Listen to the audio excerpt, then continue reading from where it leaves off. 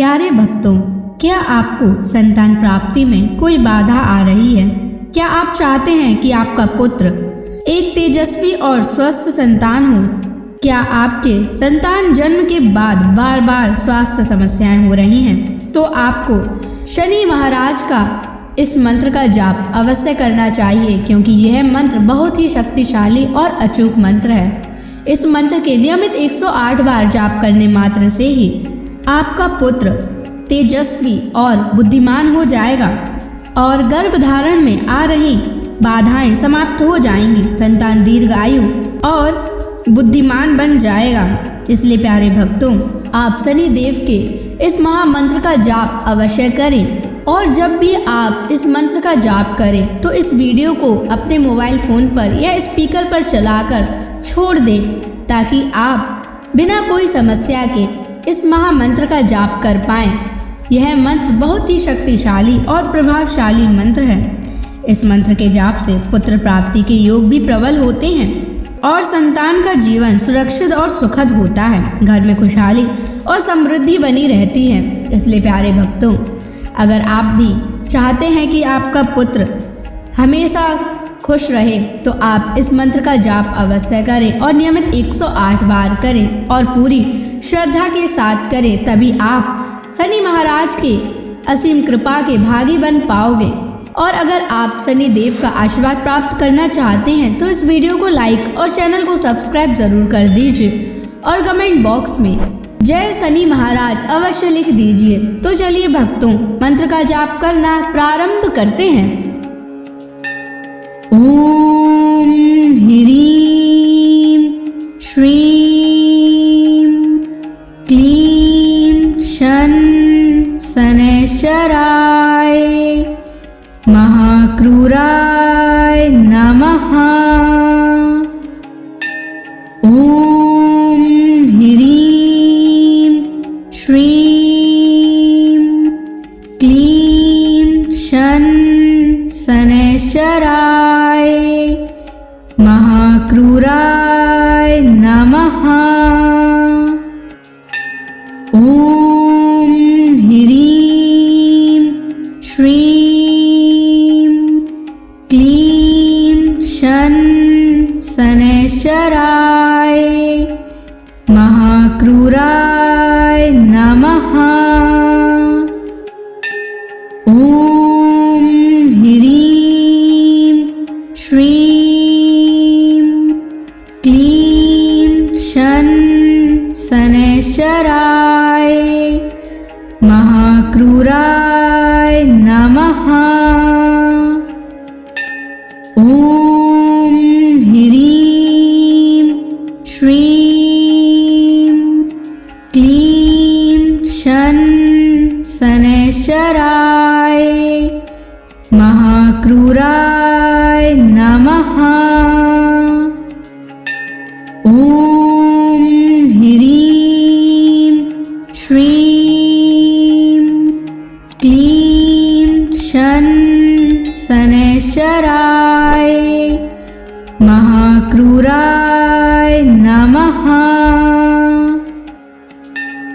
ओम ह्रीं श्रीं क्लीं शन शनैश्चराय महाक्रूराय नमः।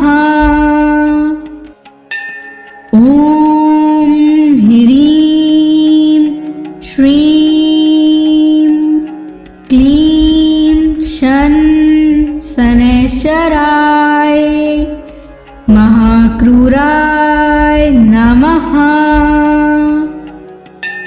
ओम ह्रीं श्रीं क्लीं शन शनैश्चराय महाक्रूराय नमः। ओम ह्रीं श्रीं क्लीं शन शनैश्चराय महाक्रूराय नमः। ओम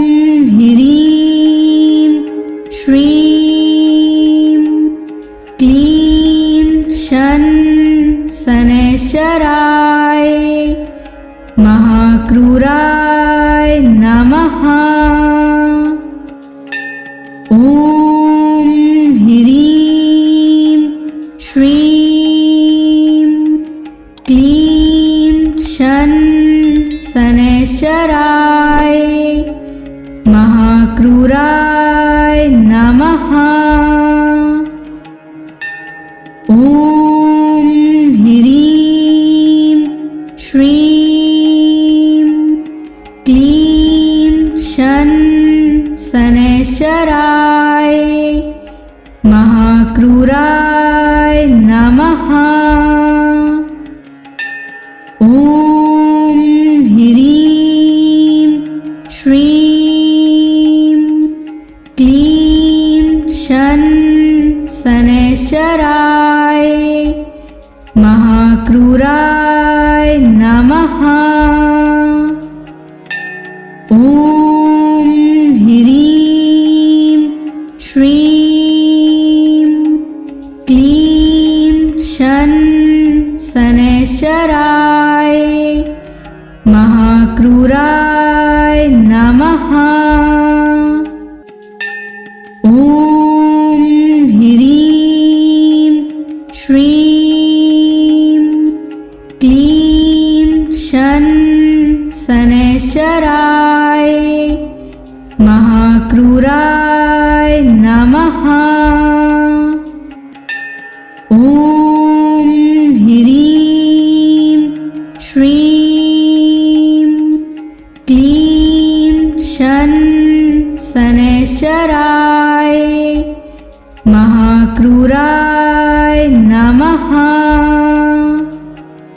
ॐ ह्रीं श्रीं क्लीं शनैश्चराय महाक्रूराय नमः।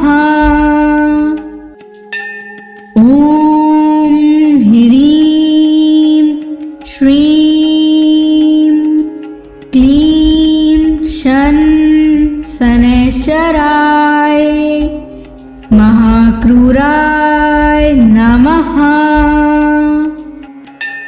ॐ ह्रीं श्रीं क्लीं शनैश्चराय महाक्रूराय नमः। ॐ ह्रीं श्रीं क्लीं शनैश्चराय महाक्रूराय नमः। ॐ ह्रीं श्रीं क्लीं शनैश्चराय महाक्रूराय नमः। ॐ ह्रीं श्रीं क्लीं शनैश्चराय महाक्रूराय नमः। ॐ ह्रीं श्रीं क्लीं शनैश्चराय महाक्रूराय नमः। ॐ ह्रीं श्रीं क्लीं शनैश्चराय महाक्रूराय नमः। ॐ ह्रीं श्रीं क्लीं शनैश्चराय महाक्रूराय नमः। ॐ ह्रीं श्रीं क्लीं शनैश्चराय महाक्रूराय नमः। ॐ ह्रीं श्रीं क्लीं शन शनैश्चराय महाक्रूराय नमः। ॐ ह्रीं श्रीं क्लीं शन शनैश्चराय महाक्रूराय नमः। ॐ ह्रीं श्रीं क्लीं शन शनैश्चराय महाक्रूराय नमः। ॐ ह्रीं श्रीं क्लीं शन शनैश्चराय महाक्रूराय नमः। ॐ ह्रीं श्रीं क्लीं शन शनैश्चराय महाक्रूराय नमः। ॐ ह्रीं श्रीं क्लीं शन शनैश्चराय महाक्रूराय नमः। ॐ ह्रीं श्रीं क्लीं शन शनैश्चराय महाक्रूराय नमः। ॐ ह्रीं श्रीं क्लीं शन शनैश्चराय महाक्रूराय नमः। ॐ ह्रीं श्रीं क्लीं शन शनैश्चराय महाक्रूराय नमः। ॐ ह्रीं श्रीं क्लीं शन शनैश्चराय महाक्रूराय नमः। ॐ ह्रीं श्रीं क्लीं शन शनैश्चराय महाक्रूराय नमः। ॐ ह्रीं श्रीं क्लीं शन शनैश्चराय महाक्रूराय नमः। ॐ ह्रीं श्रीं क्लीं शन शनैश्चराय महाक्रूराय नमः। ॐ ह्रीं श्रीं क्लीं शन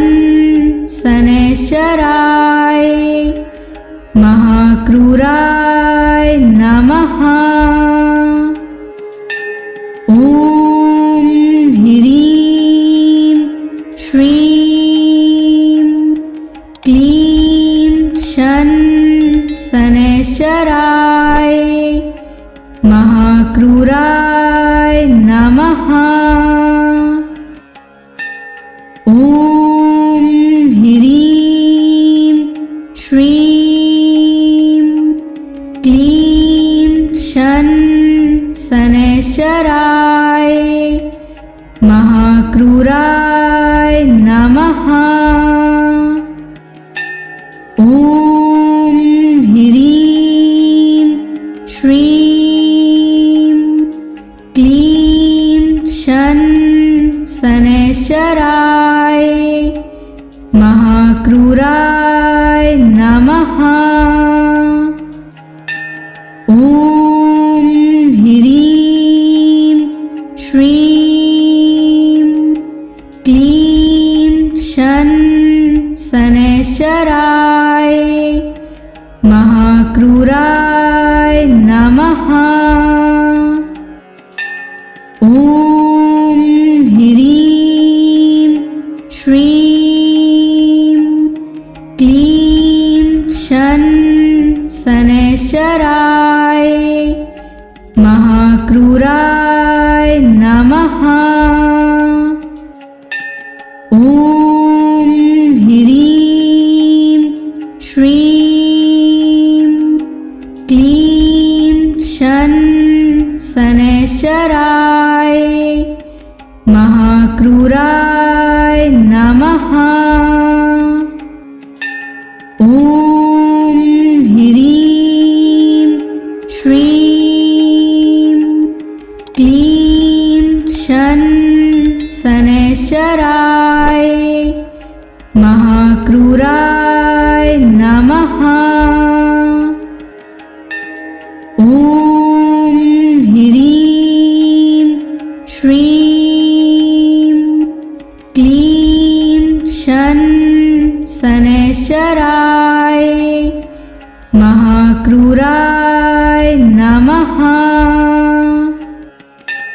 ॐ ह्रीं श्रीं क्लीं शनैश्चराय महाक्रूराय नमः। ॐ ह्रीं श्रीं क्लीं शनैश्चराय महाक्रूराय नमः। ॐ ह्रीं श्रीं क्लीं शनैश्चराय महाक्रूराय नमः। ॐ ह्रीं श्रीं क्लीं शनैश्चराय महाक्रूराय नमः। ॐ ह्रीं श्रीं क्लीं शनैश्चराय महाक्रूराय नमः। ॐ ह्रीं श्रीं क्लीं शनैश्चराय महाक्रूराय नमः।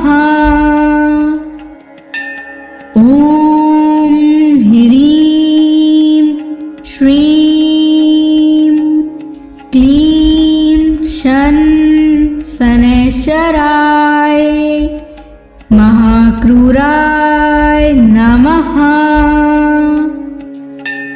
ॐ ह्रीं श्रीं क्लीं शनैश्चराय महाक्रूराय नमः। ॐ ह्रीं श्रीं क्लीं शनैश्चराय महाक्रूराय नमः। ॐ ह्रीं श्रीं क्लीं शनैश्चराय महाक्रूराय नमः। ॐ ह्रीं श्रीं क्लीं शनैश्चराय महाक्रूराय नमः। ॐ ह्रीं श्रीं क्लीं शनैश्चराय महाक्रूराय नमः। ॐ ह्रीं श्रीं क्लीं शनैश्चराय महाक्रूराय नमः। ॐ ह्रीं श्रीं क्लीं शनैश्चराय महाक्रूराय नमः। ॐ ह्रीं श्रीं क्लीं शनैश्चराय महाक्रूराय नमः। ॐ ह्रीं श्रीं क्लीं शनैश्चराय महाक्रूराय नमः।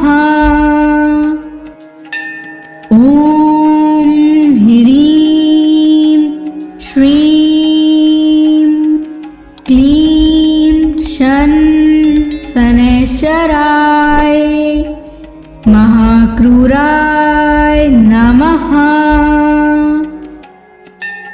ॐ ह्रीं श्रीं क्लीं शनैश्चराय महाक्रूराय नमः।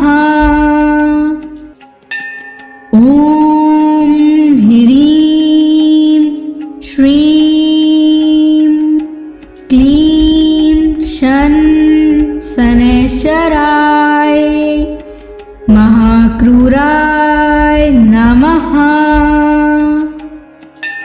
ॐ ह्रीं श्रीं क्लीं शनैश्चराय महाक्रूराय नमः।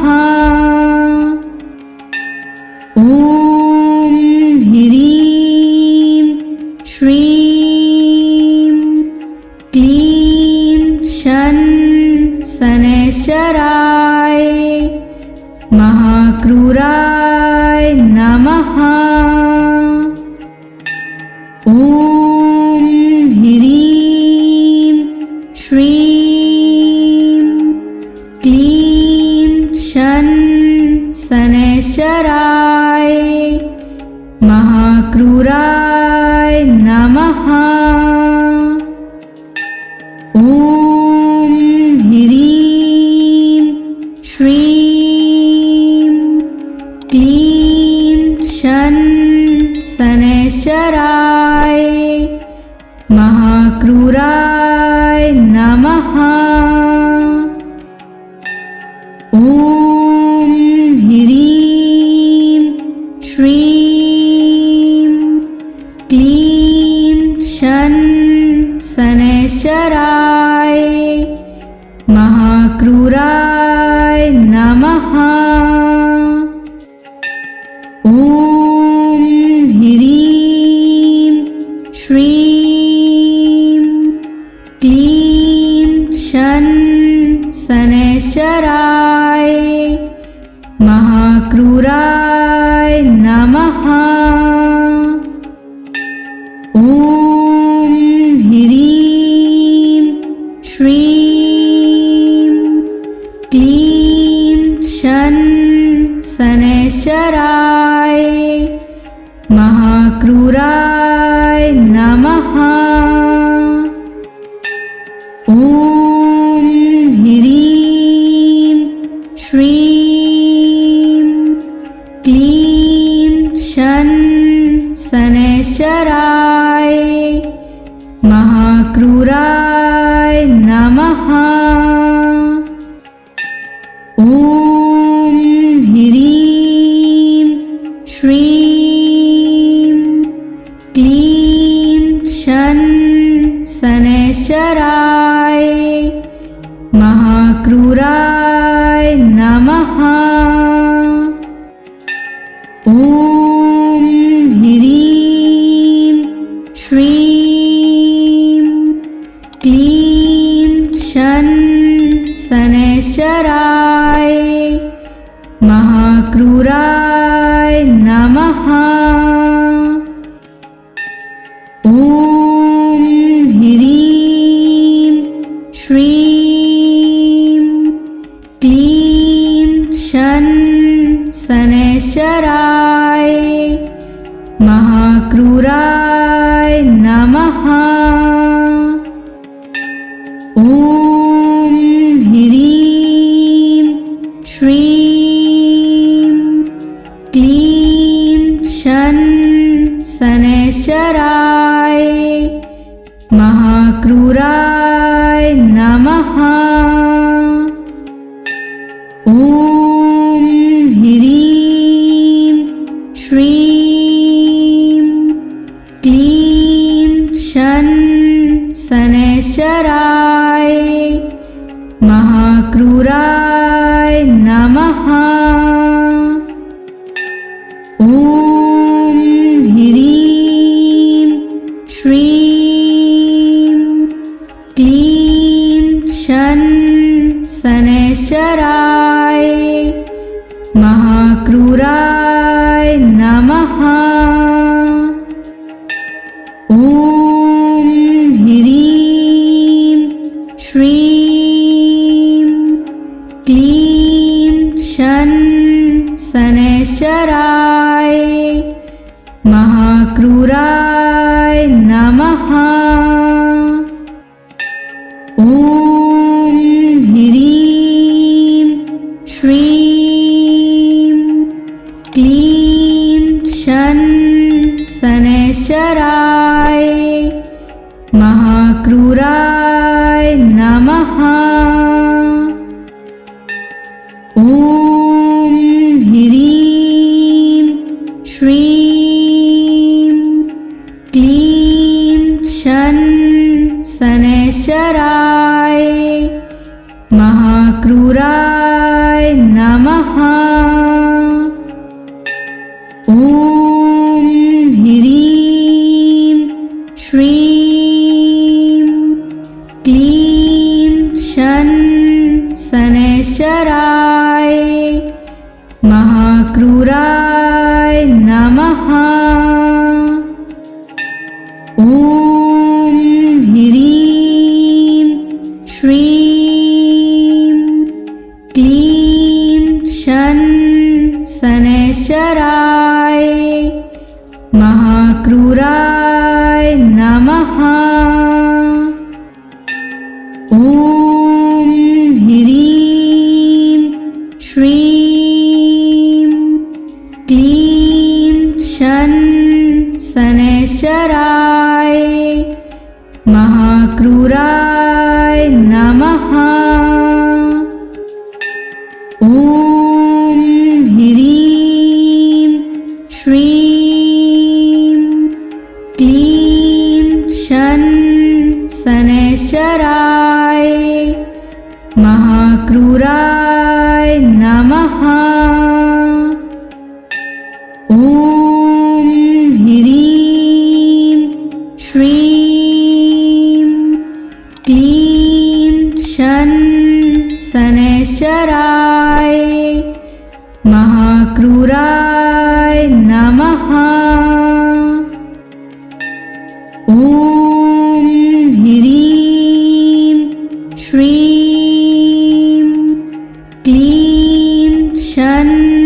शनैश्चराय महाक्रूराय नमः।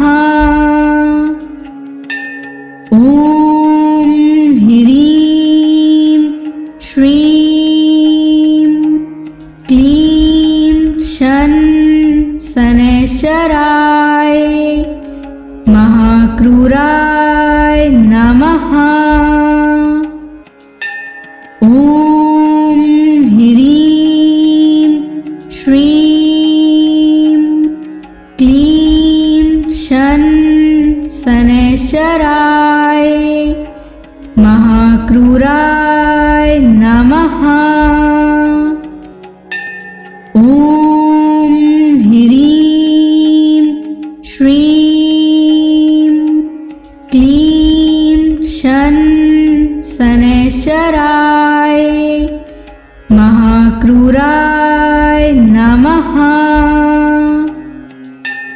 ॐ ह्रीं श्रीं क्लीं शन शनैश्चराय महाक्रूराय नमः। ॐ ह्रीं श्रीं क्लीं शन शनैश्चराय महाक्रूराय नमः। ॐ ह्रीं श्रीं क्लीं शन शनैश्चराय महाक्रूराय नमः।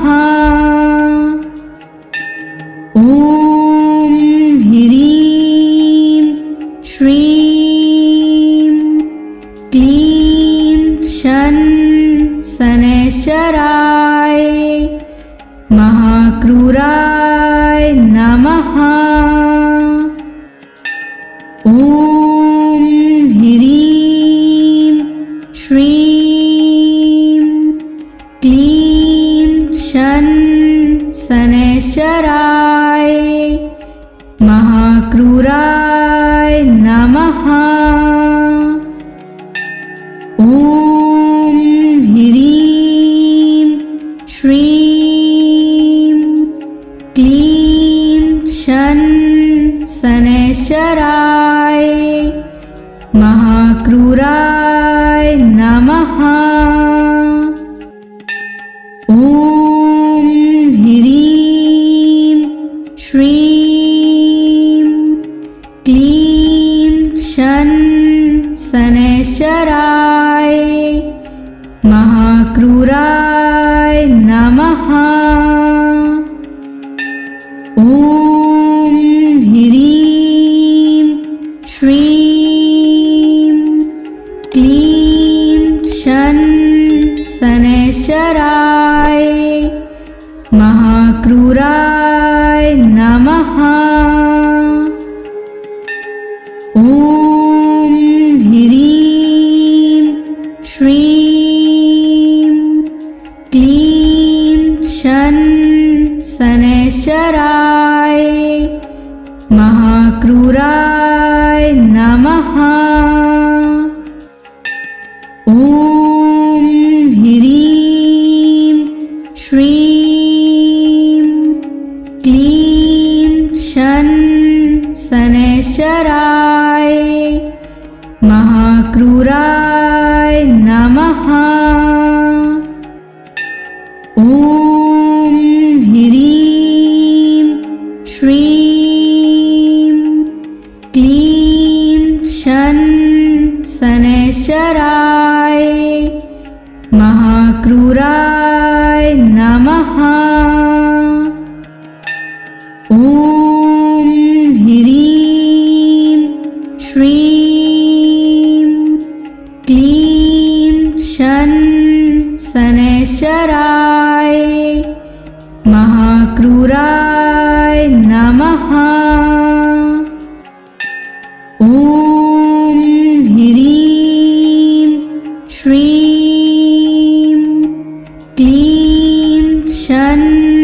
शनैश्चराय महाक्रूराय नमः।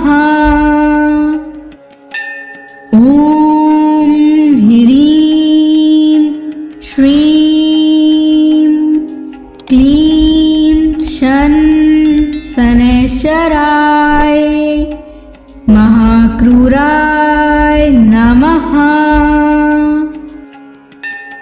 ॐ ह्रीं श्रीं क्लीं शनैश्चराय महाक्रूराय नमः।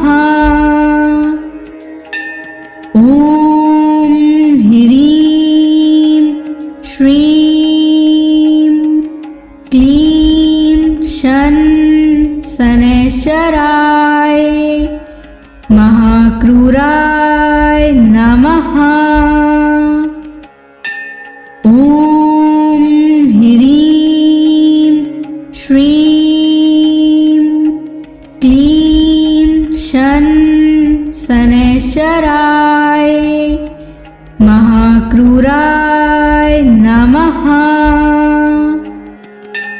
ॐ ह्रीं श्रीं क्लीं शनैश्चराय महाक्रूराय नमः। ॐ ह्रीं श्रीं क्लीं शनैश्चराय महाक्रूराय नमः। ॐ ह्रीं श्रीं क्लीं शनैश्चराय महाक्रूराय नमः। ॐ ह्रीं श्रीं क्लीं शनैश्चराय महाक्रूराय नमः। ॐ ह्रीं श्रीं क्लीं शनैश्चराय महाक्रूराय नमः। ॐ ह्रीं श्रीं क्लीं शनैश्चराय महाक्रूराय नमः। ॐ ह्रीं श्रीं क्लीं शनैश्चराय महाक्रूराय नमः। ॐ ह्रीं श्रीं क्लीं शनैश्चराय महाक्रूराय नमः।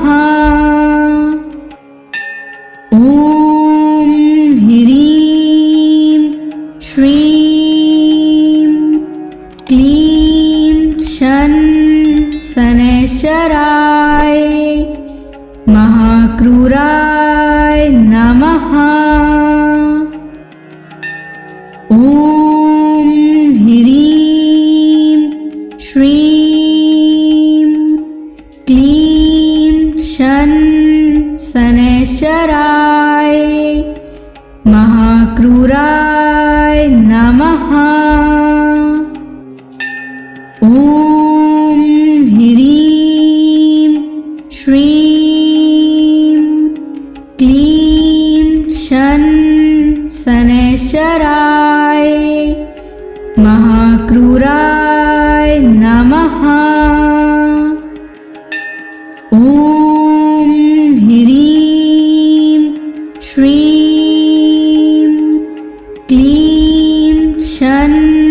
शनैश्चराय महाक्रूराय नमः।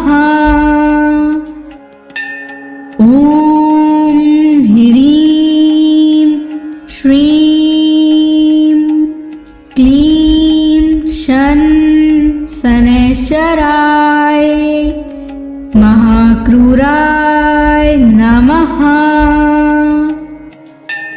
ॐ ह्रीं श्रीं क्लीं शन शनैश्चराय महाक्रूराय नमः।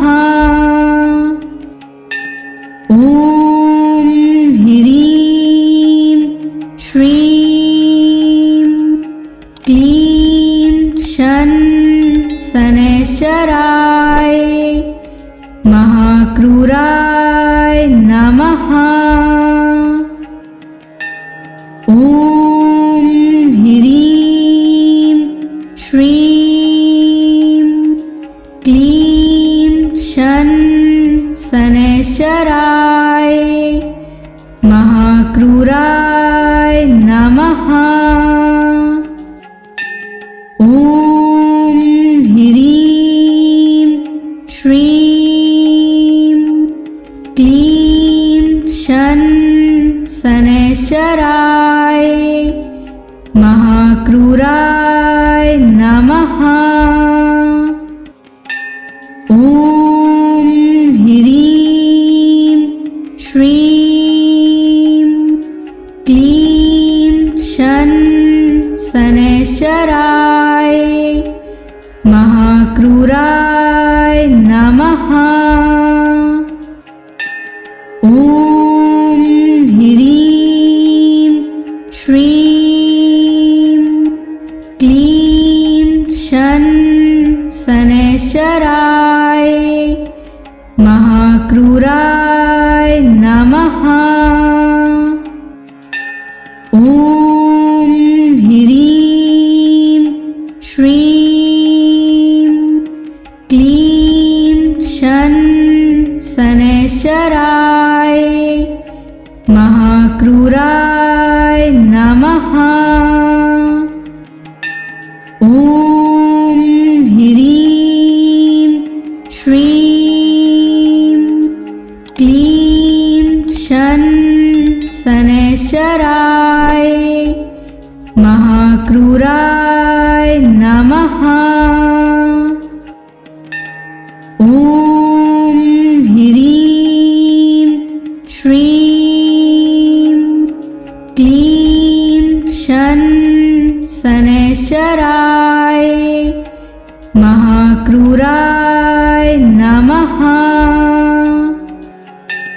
ॐ ह्रीं श्रीं क्लीं शन शनैश्चराय महाक्रूराय नमः।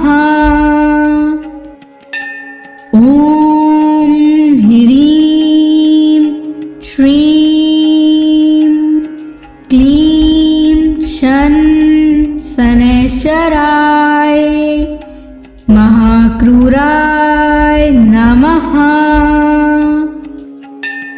ॐ ह्रीं श्रीं क्लीं शन शनैश्चराय महाक्रूराय नमः।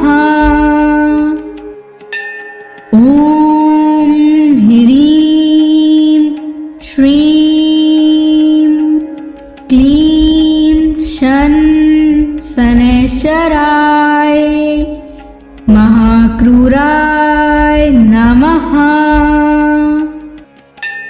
ॐ ह्रीं श्रीं क्लीं शन शनैश्चराय महाक्रूराय नमः।